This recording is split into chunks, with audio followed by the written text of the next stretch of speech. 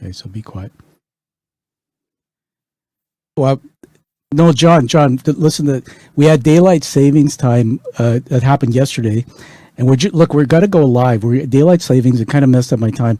I've got the guests coming on shortly, but this woman, she sent me this book. It's like a romance novel. I got into it, and I gotta finish it. Just okay. Look, we're not going to put the bumper music on. I don't have a hot mic right now, do I? No. Okay, good. I don't want to have a hot mic, so I'm just give me another 30 seconds. I'm really into this book. It's amazing, and and then we'll put on the bumper. Okay, so as soon as I cue you up like this, we'll put on the bumper. All right. So let me just finish reading this book here, and I'm actually reading it out loud because I might want to read a passage on the show. So, all right, non hot mic. Okay. Her legs spasmed. He held her shoulders steady. The orgasm hit her like an earthquake, bucking, thrashing, and shuddering her body. Her vision swam. Endorphins trickled from her brain down to her toes, unwinding every muscle. Yeah, endorphins, John. This thing that creates in your brain, when you have sex. Come on. Marco groaned against the back of her neck and slumped over her. She stilled, sweaty and heaving. He massaged her shoulders, spending the next few minutes washing her. She relaxed into her muscle arms. Nice to be taken care of. The warm liquid rushed down her body. What, John? Are you kidding? You're telling me I have a hot mic? I told you okay. You know what? It's like a box of chocolates, right? You never know what you're going to get. Just bring me a cold towel because I'm getting kind of steamed up here. Okay, let's play the bumper music, all right? Goodness gracious. Welcome to the Quiet Warrior Show, where we help top leaders find their pathway to incredible success and a lifetime of happiness. Here is your host, Tom Dutta, the Quiet Warrior. All right, everybody, welcome to the Quiet Warrior Show. If you caught that first part, I hope.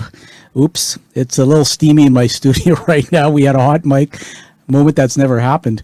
I'm excited. We're live streaming today again across LinkedIn, Facebook, YouTube, and Twitter. Now, here's what I'd like you to do is subscribe to the Twitter feed if you're on that. And if you're on any of the other feeds in Twitter, you can chat in the chat box with us in the studio. We're going to be releasing this in the near future as a fully produced international podcast and a video premiere of the same.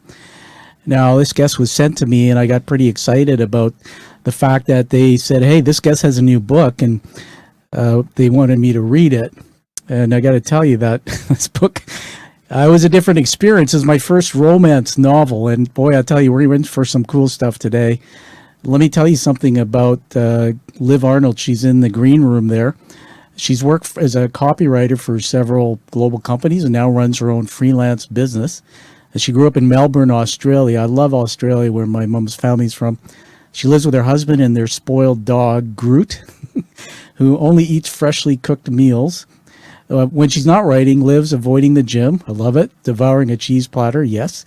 Or marathoning way too much on TV, okay. And of course, she's a massive book addict and often reads until all hours of the night. Now, as you know, the narrative is the hero's journey, and I asked Liv before she came that big question. What is your... Okay, this is really nice, but what's your gut punches? What are the ups and downs that brought you to this point in your life to do this? We'll bring that up in a bit. So let me bring her on the screen. Hey, Liv Arnold, welcome to the show. Hi, thank you for having me. You're welcome. Thanks, Tom. Yeah, I hope you didn't catch the open mic moment, but did you? If you did, what did it drive you nuts? Or did you say that? What's that guy doing? I think whenever I hear the sex scenes I write, whenever I hear it back, I'm always like blushing or cringing. I don't know why. And I mean, come on, a guy's reading it too. It's like everybody. I was saying to Liv before the show, the audiobook has to come out soon with the voices. Maybe you could be the voice of Jenny, that with the accent. That would be kind of like hot. a soothing type. I think there's something about Australian voices or other voices, right? They kind of do fit certain characters. But as I got to know you before you came on, I was asking you about the book and whatnot. And I think one of the things that blew my mind is that I thought it was going to be a romance novel, which, by the way, I've never read till now. So this is the first. But you said something very interesting about you sort of where you came from in your life and why you decided to write romance novels. Take us back to your early years and sort of that shift that happened.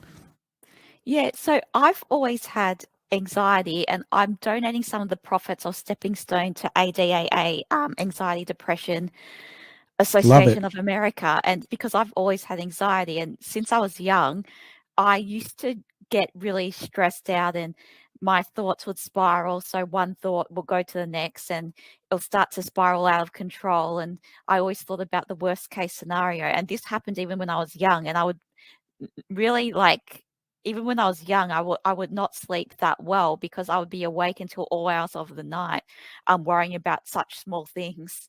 Yeah, I'll take an opportunity now to read that. So everybody, I asked the question, what was sort of the backstory? And this is what Liv wrote. And she says, since I was a child, I worried about small things, and until the sun came up. And my stories have realistic characters with real life issues. And before I go on, Liv, I want to honor you because writing a romance novel with a purpose of bringing social issues, I'd never seen that before. Let me continue. I'm not sure where the anxiety came from. I always worried if I said something wrong or if someone is angry at me. My thoughts can spiral out of control, but maybe mental health challenges run in the family. My mom's a hoarder. I didn't know this was a mental illness when I was younger. I was used to stepping over things. And she uses yogurt tubs to plant weeds because she can't bear to throw anything out. I'm sorry. I'm enjoying that because it's so authentic. You also said something about harassment. I think you said it creeped you out, but that you experienced that too, right? Was that school or? Yeah, well, all women have experienced that. So when I was at school, even in high school, I would I remember this guy, he sent me a random explicit photo and I didn't ask for it. Um, but yeah, so I think like it's early on. I think a lot of women do get that. And Yeah. I managed to like, I guess, see the funny side of it and put that into my book because like that was based on what happened. And that's what I actually replied back with, which was what in the book saying like, you should get your testicles checked out because it looks funny. And I showed it to everyone just to double check. Everybody, thanks for sharing that. By the way, especially since I'm getting tingly. I read this book from cover to cover, as you know, and I have it here, by the way, and we'll get you to hold it up in a minute. And I remember that passage. Everybody, she actually in the book, there's two characters, Jenny and Marco, and then we'll get into that more. But I remember that where she received this picture. I think now they call it sexting of this guy's genitals, and she used that line, and I just like cracked up. I went, that's hilarious. But they say that when people are reading about serious things, and this is a lot of brain science behind this, humor lets us lighten. Yeah. We laugh. It lets the brain receive more. When did you first sort of start getting the idea writing about in this way with humor? I've always been told that I have a very inappropriate sense of humor, and I like bringing that across in books. A lot of the things that has happened in the books, like the little humor stuff, has happened in real life, either to me or someone else. And I think life is sometimes stranger than fiction, and especially if I'm talking about more serious or real life challenges like mental health, I think it's important to break that up a little bit with a bit of humor weaved in between, just so that it gives the reader a breather. Yeah, totally. Well, that's awesome. I love it. And everybody, just so you know, I mean, I've done some writing, obviously, as an author. It's hard to, even in public speaking, it's hard to infuse humor and do it in the right place. It can actually backfire. I want to ask you this. I'm going to read the front of the book here. It says, dedication to my brother, Bon O, for brainstorming the novel's game of cat and mouse. Is your brother's really name Bon? It is. So my brothers, James and Bond, they're named after James Bond. Oh gosh, that's so cool because. Yeah. So I again, let's talk about what you just said about humor, and then I'm going to ask you to read a paragraph. I'm working towards a PhD in brain science because I don't know if you looked at my background yet, but I had a brain injury in 2018. I was doing a ride for cancer. First night, Liv, I slipped in a bathtub. I fell backwards, cracked the tub, put a hole in it actually with my head, and I sustained serious injuries. I'm still recovering, and I actually have photophobia. I can't deal with light. I have to wear this all the time. And if I take these off, my eyes they don't converge side to side. They're kind of stuck. And I have to work very hard at vision. And we haven't figured that out yet. But the other day I was on a podcast and somebody said, "You look like Bono." And then I read that in your book and I had this little chuckle. Yeah. They just wanted to give this out and then ask you to go to page 7 and read me something, or the audience. Did you know that your brain's a prediction machine, and it actually thinks all the time and it predicts and tries to tell people what's happening? And when you have what's called a benign failure of prediction, what it really means is the brain predicts something to happen, but it actually, what happens next is wrong.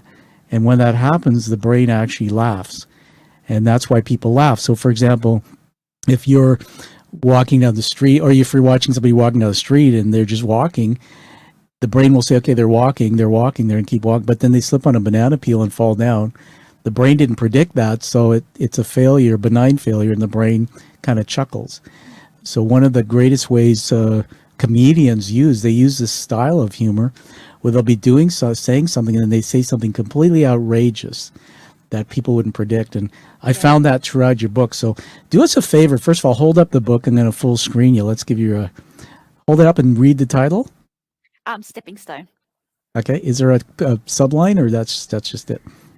So that's the title, but I was really lucky to get really great blurbs from New York Times best-selling authors, so that the quotes are written in there, and they're authors I've always admired. So I read their books. Awesome. And their books are also that they have realistic characters as well. So I was really lucky to get their quotes on there, and that's probably been my highlight of the career. Fantastic. My career. Oh, that's awesome. Well, you're going to get a review revealed from me today, and in your next book, if you write one, you feel free to ask me to review it. Let's I'd like you to. People love it when authors, or at least I do, read their books. So let's get you to page 7 on chapter 1. Everybody, this is going to demonstrate a little bit of the dark humor, and I just thought it was outrageous. Page 7, the last paragraph and the first line of the next page. I got my book here. Go ahead. He had been with this woman for a month. Maybe he knocked her up. What was the young twit's name again? She had never met the girl before. One of her daughters mentioned he was seeing someone. Her precious child then told Marco's fiancé that Jenna said her name was Airhead and exclaimed it was a funny word. The girl hated Jenna since. Some women were strange like that. Okay.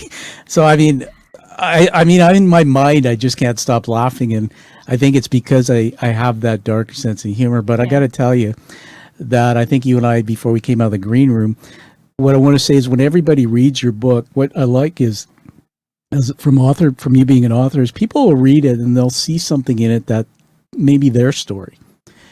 And I know a lot of people who went through divorces or changes and they have children, and the children can say some pretty outrageous things. Yeah. Now this girl who you were characterizing, she was 9 years old? Yeah, 9 years old. And it's funny. Some people really love Jenna's sense of humor, but other people, when I do read my reviews, I know I shouldn't read them, but some people are like, her thoughts are a bit mean. Well, so this is why I love it. And this book, I think everybody should get and read, because what it does is it through humor, it reveals what many people don't want to talk about. So I want to be real with you here, that I went through at an early age 20, or about age 30, actually, a divorce after 7 years, and I remarried again.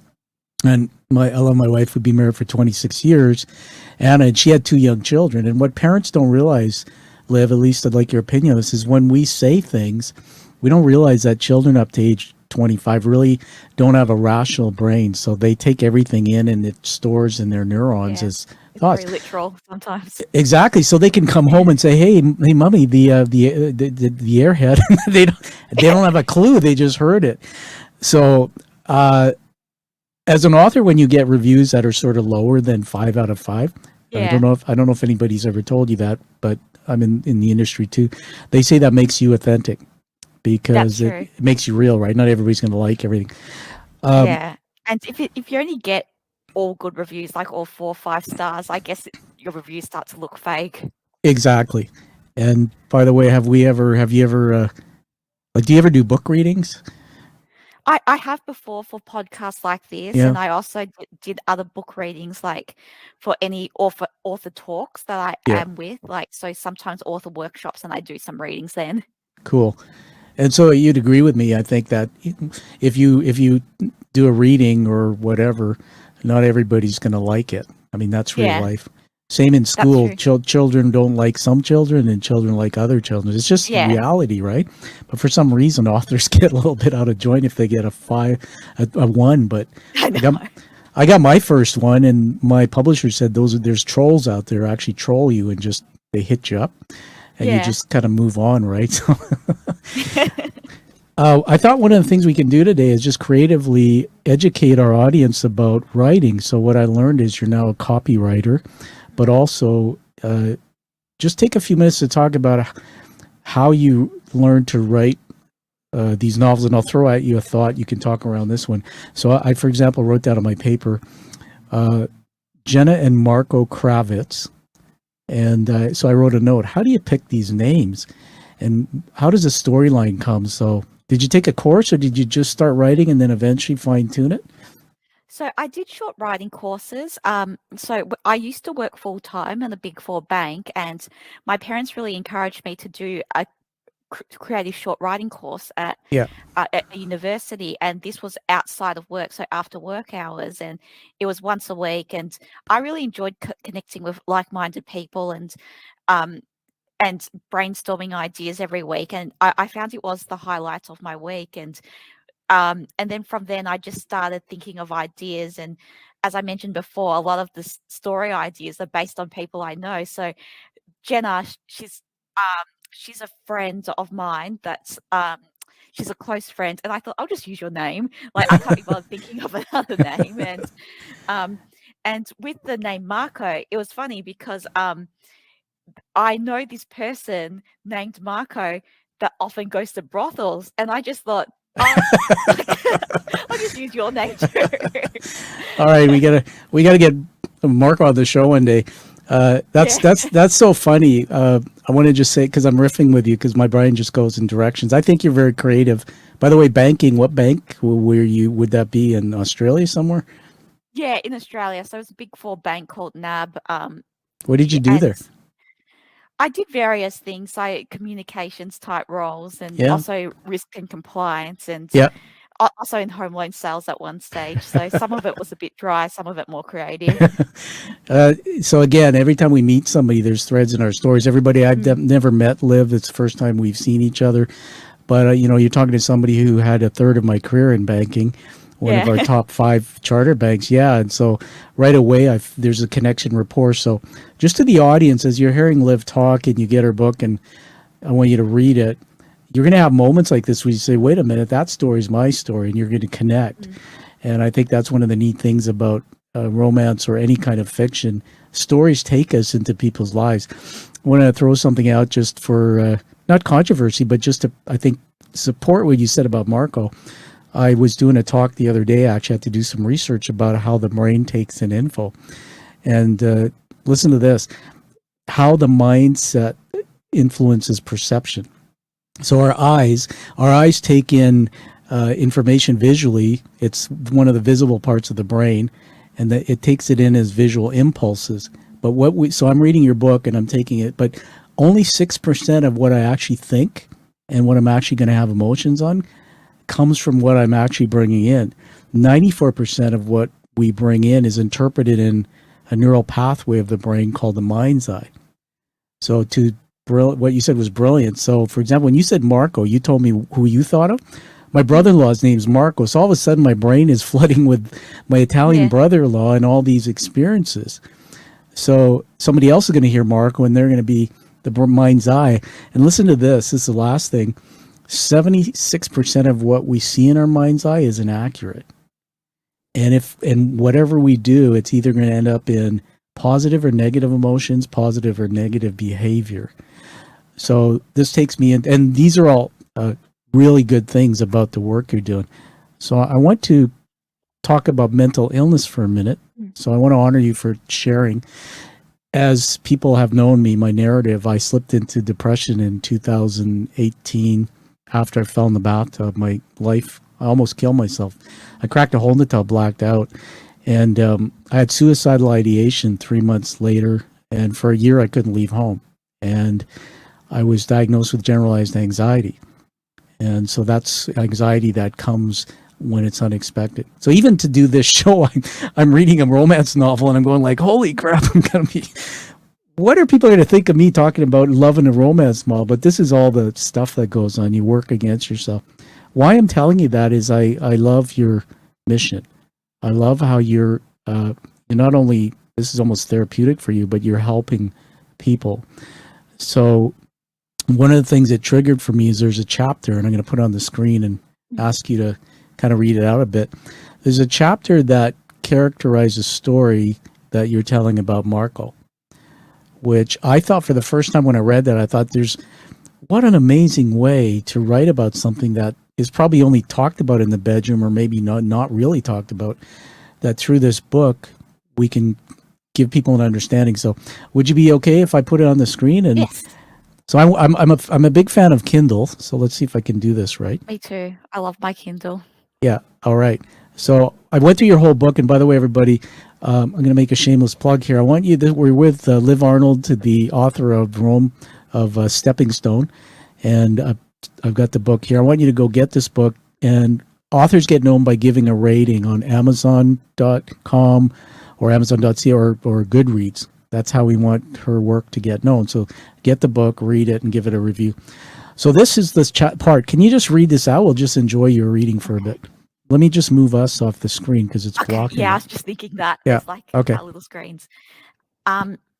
20 feet away from Marco, the forklift reversed. A colleague sat in the machine, lowering the 10 slabs of concrete and dropped them to the ground. 4 piercing beeps rendered the sight. Marco tilted the opening of the concrete machine upward, stopping the flow pouring into the formwork. A knot worked into his gut. The noise reminded him of the time.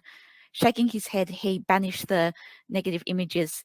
Think about another topic. His lips tugged up at having dinner with Jenna and the girls. Happiness floated through his body the first time in ages.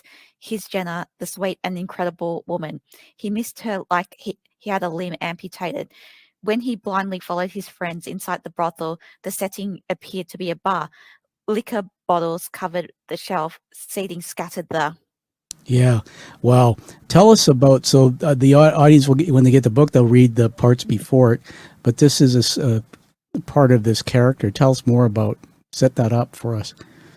So he has been to war in Afghanistan and he has PTSD from it. And I did some research from like people that has had PTSD. So one person I know, he actually went to war in Afghanistan, and I asked for his insight on what people might experience once they get back. And he said pretty much everyone that gets back has some form of PTSD. And Wow. as he taught me the signs that to look out for, like flashbacks, maybe scared of loud noises, like taking them aback, and things like that. And my writing critique partner, when I was first drafting this book, she has had experience in the military before as well. And she also gave me some insight that there's a lot of resources supporting the families and partners of people that's been to war, but I guess nothing really prepares you for it.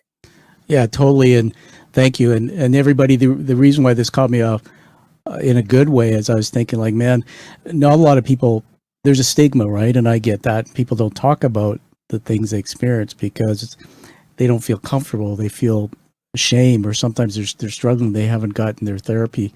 And so so just tell us a couple things about the relationship with Jenny. What did this do in the story? Because I don't want to be the what do they call when they spoil the plot line? But how did this play out in the relationship? So Jenny's his wife. Yeah, so they're separated, Jenna and Marco, and I guess she didn't really know, like she wasn't really fully prepared for Yeah. everything that might come, even though she did get given all these resources. Um and one of the signs of PTSD is maybe you're not fully present in a room and you might not really realize where you are. And she didn't really comprehend that, and because of him withdrawing and then that one mistake that he did, she didn't really fully understand what that was a part of PTSD, and because of the issues that were building up beforehand as well. Yeah. Wow. So again, we're trading stories. I was, many years ago, I would bring, I did shared peer groups. So I had C-level executives I'd bring in a room and I'd share it, and we'd bring in a speaker. They'd pay for this. And so we went to a resort, and I had this guy came in, and his name was Mr. Bacon. And his tagline would be "Everybody loves bacon." I'm going like, okay, okay, great, thank you. But he was kind of a short guy, but he was a paratrooper. So one of those guys in the Canadian Special Forces who jumped out of planes, and he also was a sniper. And in his early 20s, he was sent literally to jump into countries, foreign countries. And we have a very strong Special Forces group here in Canada. They're not talked about a lot because we're such a peaceful nation. But they go in, they do a lot of work. And he would go out and he was trained to kill people. So he's standing at the front of the room, Liv, and he's teaching this group of CEOs. And I'm sitting there and he's teaching and he's going like this literally every 30 seconds. And then he stopped the room and he said, "I just have to let you guys know that's PTSD." And you can gather what I'm getting at. He explained that he still hears voices. The last thing I want to just say, just for education, that I've learned lately is we have a part of the brain. It's deep inside. It's called the amygdala. And the amygdala is where all the emotions are stored. And the amygdala actually operates without you. So it's, for example, when these soldiers are in, or if a woman's raped, or like me, my dad beat me up and I had violence, our amygdalas store these thoughts and emotions. And so we get triggered. And I used to, when I was a CEO of companies, now I have an education company, I'm more of a teacher. I remember standing in a meeting once, and it was a guy, I was doing a presentation, Liv, and the guy stood up, there was 12 other people, and he just started yelling at me and ripping into me. Like, he was just so mean. And I literally melted into an emotional puddle. And on the outside, you couldn't tell, but I was in so much pain. After the board meeting, my CEO came to me because he was with me, and he said, "Are you okay?" And then the chair of the board came. He said, "Hey, are you okay?" He said, "He's ripped the strip off of every one of us." But the thing is that from that moment on, I couldn't stay working there. I was running away from it. Yet everybody else there seemed to be able to handle it. And so what I learned through my own self-recovery, and why I love your book with the message, is I learned about my amygdala and how it's not damaged, but it was given this situation that I have to fight every day. When I hear somebody raise their voice or start yelling, my brain says, "There's daddy." And then I have to literally do some things to work it. So thank you for sharing that part. Anything else you want to say about just the whole thing about PTSD? And I think there's a magic moment where it did something, breaking these two apart, but then something happened was they were broken up. They went on this individual journeys. Tell us about that. Yeah, well, it was interesting what you said about the person, constantly looking away, and him being so self-aware of what he was doing, because not everyone has that self-awareness. Exactly. And I think especially for men, that they're not as used to talking about any emotions or anything that they might be feeling, and they're less likely to get support for any challenges that they might have. So he sounds pretty self-aware of where he's at with everything. Yeah. But yeah, with my book, so Jenna and Marco, they go on a journey and separately, and they sort of make their way back together, because this is a second chance romance, and they go And through all the little steamy interludes we came across throughout that journey, which are just awesome, by the way. And so they realize, so they grow as individual people separately, and Marco sort of addresses what he went through separately, while Jenna goes through this sort of sexual awakening. And that's another thing that I like to touch upon, because a lot of women don't feel comfortable in expressing what they want and their desires, and it's important to have that healthy space where people might be comfortable to talk about it, especially if it's someone that you trust and you're comfortable with. So they go on their separate journeys, but it sort of like helps them bring them together. Yeah. I won't be a spoiler. By the way, hold up the book there. We're going to full screen you. Hold it up and read us the title again. Stepping Stone. All right, everybody, with Liv Arnold, the romance writer who's writing with a purpose, bringing out social issues, donating proceeds from her books to mental illness, which I think is fabulous. I'm smiling when you're telling me about that piece there because what I remember is they separated, and then for some reason she misinterpreted something and thought he was getting married again or something like that. Mm. And she had this kind of feeling in her heart, which meant she still obviously cared. And you said that they had the part we didn't talk about was the Catholic family. Tell me about that, because I thought that was so funny. There's some things in there that people of religion are just going to laugh at because she couldn't talk. There were some barriers because her parents were Catholic. There's a couple of fun moments there. Yeah, so they have they like being interfering and being like really involved in everything. And when I was doing the character profiling of Jenna and how she might be a bit awkward to express her sexual desires, I was writing a bit of her background info, which I wasn't originally intending to put in the book, but I thought maybe there's something blocking her from doing that.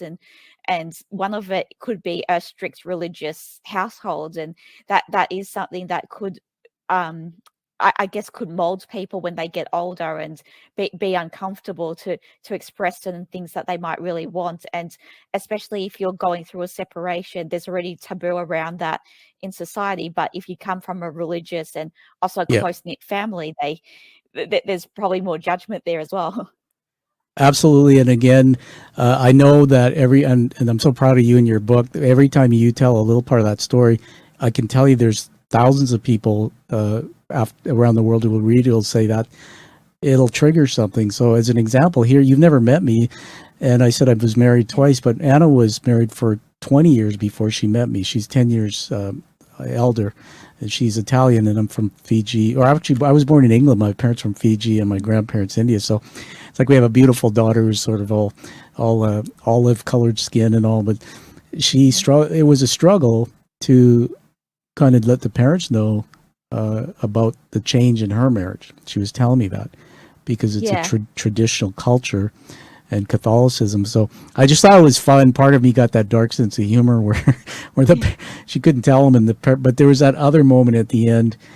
So again, you said that I think the part too I loved about this book was, tell me if I say it wrong, but sometimes people break up for a reason. I think sometimes God puts us on a journey to learn something. And then through that journey, they discover something about themselves that frees themselves, and then they come back together. It's kind of like typical hero's journey. Yeah. So she discovered something about herself, about liking other women. Yeah. I think it was her girlfriend started with a C there. Tell us a bit about that, and then that last end where she told the parents, or how that was. Yeah. So I think with people in general, if they have, I did a lot of research on being attracted to the same sex, and it could be in different ways. So it could be you're interested in them either romantically or sexually, but it's still like a form of bisexuality. And it's coming from a strict family where the only goal is to climb the corporate ladder and also to have kids as well. That's something that's outside of the box that people might be uncomfortable with addressing, and it wouldn't even occur to them to voice this out loud. And at the end, when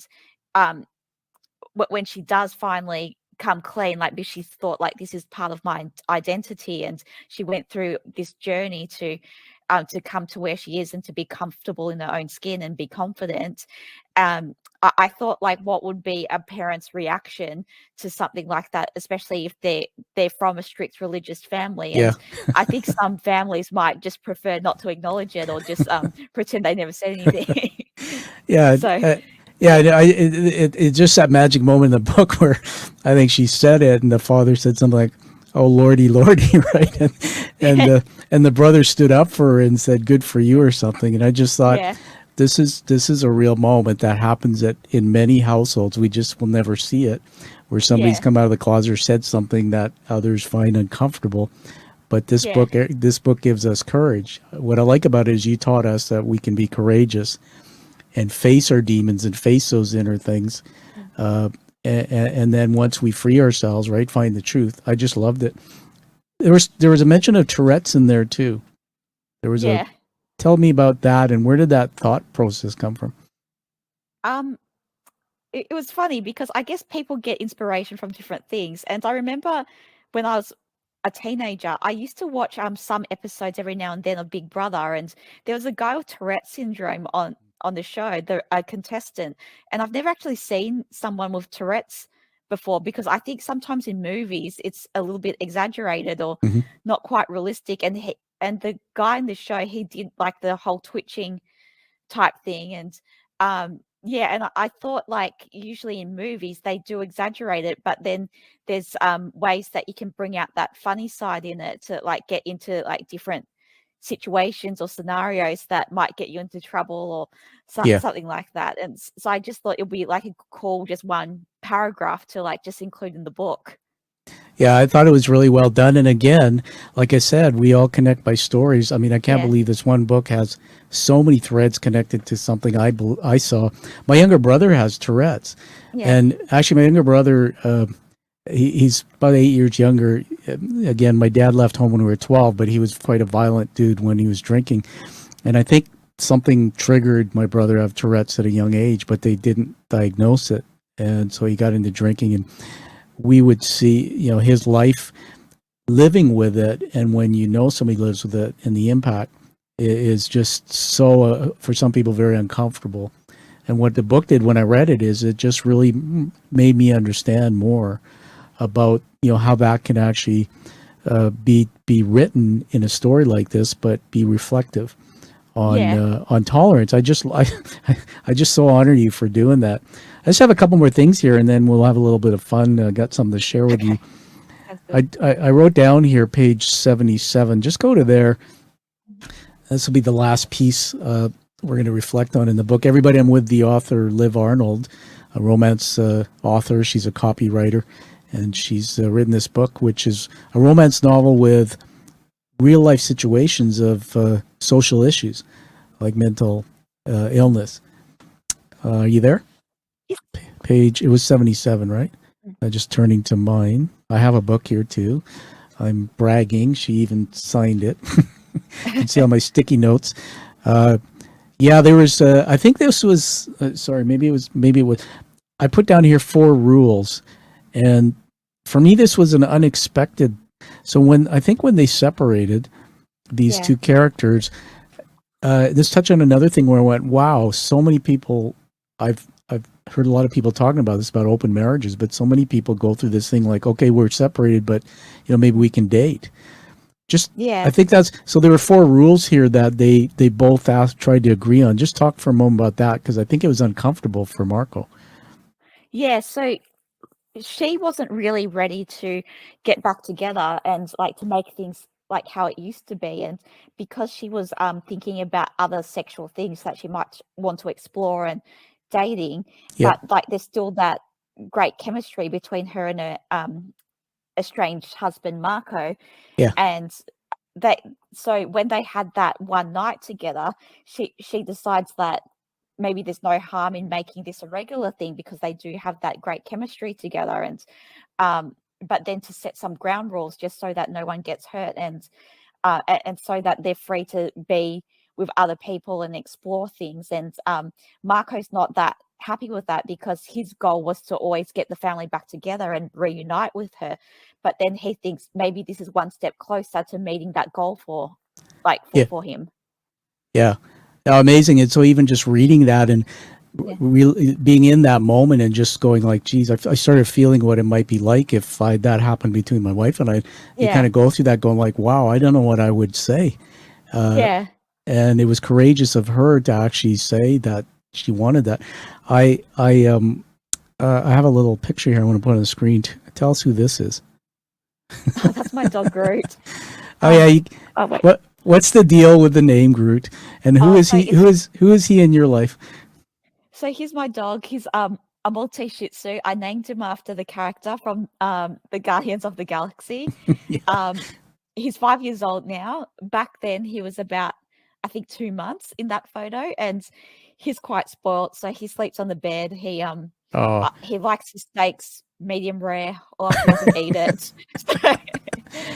uh, So he actually turns his nose up or runs away if he doesn't like the food I've made him. oh my goodness. Well, everybody on the stock ticker, you'll see livarnold.com, the website. Groot's on the website. And another connection, this is just uncanny, but I had a miniature Shih Tzu for 16 years. Yeah. Shadow, she passed, but, again, so many cool things. Let me just look at my notes here. I think I've covered the things I want to talk to you about. So I want to celebrate something. So, as I said, I've read your book from cover to cover. I've enjoyed it thoroughly. I'm going to pass it on to somebody else. Everybody, I highly recommend you get this. If you want to read a romance novel that's not a typical romance novel, it's a steamy novel. It had me wanting to read further. There's things I loved and had never experienced, but Liv's weaved in there social issues such as showing what somebody with mental illness, PTSD in a relationship might be perceived as, and other things. So you got to get it. So I'm going to reveal for the first time a international review that I've written for your book. We're going to cover us up for it, but if you don't mind, I want to put it up on the screen. Okay. So I'm just going to go to. Yeah. Well, there's a lot of real life issues addressed in the book, but there's still a lot of fun and like humor and larger than life scenarios that can happen in real life, and there's still a lot of smut in there as well. Yeah. Like people that like sex scenes. Yeah, we need to explicitize that, and I was kind of downplaying it. My eyes went, whoa. And for guys, I mean, we talk about brain science a lot today, but one of the ways to get mentally healthier is I read that the ratio of release of dopamine is 1,000 times when you have sexual intercourse. And so intimacy is important in any relationship. We know this. Sexual relationships, people don't always like to talk about it, but it's it's a great way to keep happy. I mean, it's a natural thing. So I'm going to put this up on the screen. I'm just going to read it quickly. Here we go. All right. You like the picture? Yes, I do. All right, everybody. I'm revealing a 5-star international review. This is Canada, Australia. I title the review, I never read a romance novel like this one. And just going to go to, here's for a second to try to, whoops. Sorry, I think I lost something here. Pardon me for a minute. Okay. Anyway, romance roller coaster. Author Liv Arnold created an unexpected sharing a story of Marco and Jenny, married lovers who navigated the horrors of PTSD in and outside of the bedroom. A story of tolerance, anger, discovery, forgiveness, and betrayal, and freedom. Both characters face their inner demons through a marriage breakdown, seeking the truth. Each chapter reveals a twist in the plot and comes full circle to a defining moment. When I thought it was safe to breathe again, I took another gasp as the plot thickened and ended up leaving me caught off guard. I lived vicariously through this book in my own imagination. Or was it real? I mean, I'm a guy. This was about real life and the things we only talk about in the bedroom, yet we need to talk about in the open. So that was posted today, and congratulations to you. Thank you. Thank you so much for reviewing. Yeah, I'm just going to give us a little bit of fireworks there. There you go. We're celebrating. And so as we produce this, that'll be in the production, and you'll have that up front. So when people will see this, I hope it helps you get your book and story out there. Last thing I want to do is recognize you with an award. I don't know if you know you were getting one. But, I didn't. Thank you. Okay, so let me just. I usually don't get anything. So. Aha. Well, you know what? You're an author. The word author as a word is from the authority. When you're an author, you're an authority on something. So, yeah. But let me just full screen me for a minute. So you see that TV screen there? There's an image on it. Do you see that? Yeah. Yes, I do. Okay. So that's the front of what's called the challenge coin. And so when challenge coins were created in World War II, the idea came up where soldiers would carry them in their pockets. If you were in a unit together, if you didn't have yours, you might buy drinks or they'd have fun, you buy dinner. But they started creating community. And today, first responders, Alcoholics Anonymous, teachers, groups all over the world have their own challenge coins. Some people even collect them. So I wanted to, when I launched the show, I didn't know where it was going to go. I just wanted people to come on, like you, who are heroic, who told their backstories and how they turned that to helping the world. And so you're being inducted into the Quiet Warrior Tribe today. The back of the coin, you're welcome. The coin's two-sided. It's hand-painted and crafted and minted in the U.S., though. The front of it is the show emblem. The back of it is the hero's journey narrative. It's beautifully illustrated. It's actually raised letters and all. So I'll be sending that out to you. Thank you. That's an honor. Thank you. My honor too. And I think we're in 17 countries now. And so just know these are hard to get. And there's people like you, amazing people all around the world who are now connected by the threads. And if you go to my podcast channel, you'll see all of the Quiet Warriors. So congratulations. Oh, great. Thank you. Thank you. I love that. And then finally, 4 words. I write these. I don't script them. I write them as you're talking. One is these are leadership words that come to mind about you. Heroine. Absolutely, because you took a heroic step by doing this. And number 2 is love. It comes out of you and in your readings. There's a passion that caring about people. And number 3 is courageous.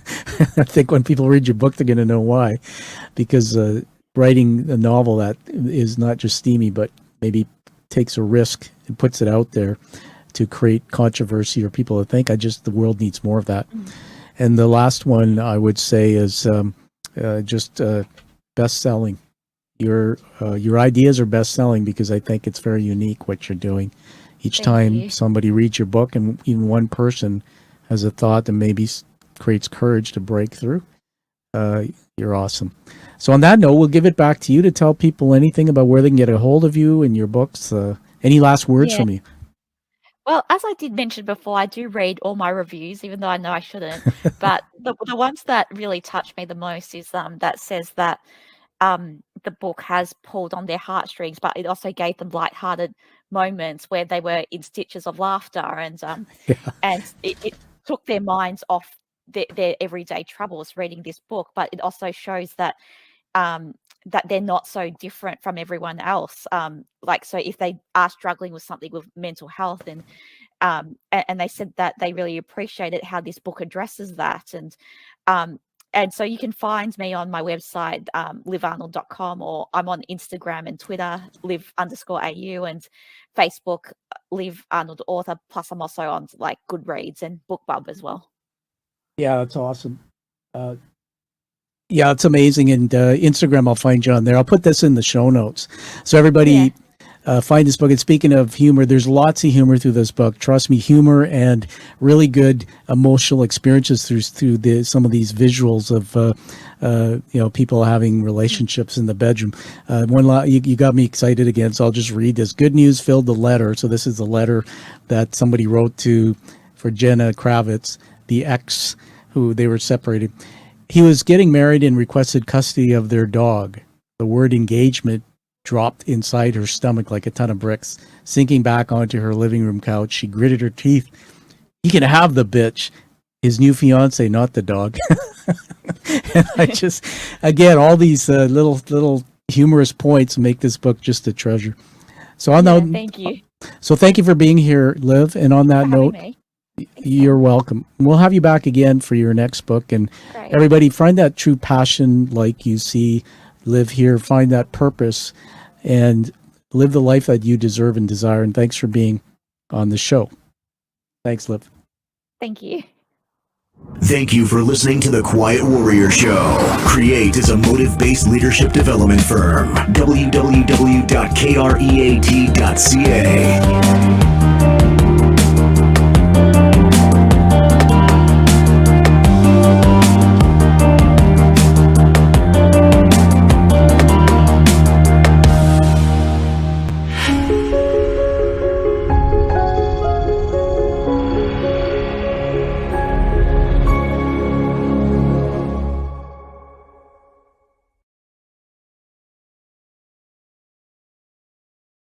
I'm just ending the broadcast.